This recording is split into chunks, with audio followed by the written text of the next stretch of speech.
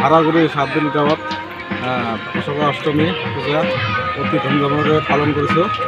অন্য বছৰৰ দৰে এইবুলিও আমি অতি ধুমধামেৰে আয়োজন কৰিছোঁ।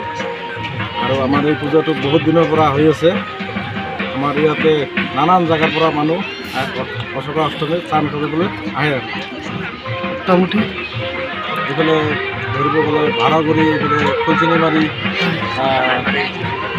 গোসাইগাঁও আৰু এনেকুৱা বিভিন্ন জেগাৰ পৰা মানুহ আহে।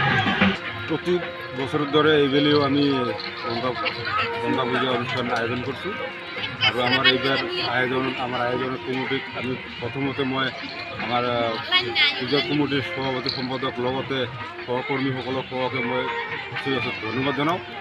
আৰু লগতে আমাৰ যে আমাৰ গঙ্গা পূজা এই যে আমাৰ 7 বিল ভাড়াগুড়িৰ 7 বিল 1 নং খণ্ডত এই আমাৰ নদীৰ কাষত আমি গঙ্গা পূজা আমি আয়োজন কৰোঁ। এইবেলি আমি পুৰা ধুমধামে আমি আয়োজন কৰিছোঁ।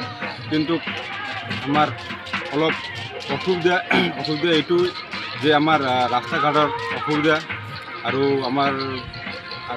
আমি চৰকাৰক অনুৰোধ কৰোঁ যে আমাৰ অসম চৰকাৰ আৰু বিটিচি চৰকাৰ তথা আমাৰ EM ৰঘুৰাম ছাৰ, তাকো আমি ৰঘুৰাম ছাৰ আমি দেখা পাওঁ বহুত ৰাইজৰ হৈ কাম কৰি আছে।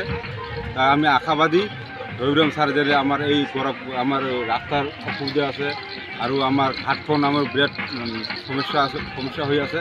আমাৰ এই পূজাত 7 বিল পাৰৱান গঙ্গা পূজাত আমাৰ বিভিন্ন গাঁৱৰ পৰা আহে, যেনে আমাৰ ঢলাবাৰী, কুকলিংমাৰী, সেজাৰী, 7 বিল, বৰুৱাপাৰা, হাওৰাগুড়ি, গোসাইগাঁও, নতুনপাৰা আৰু বহুত আছে।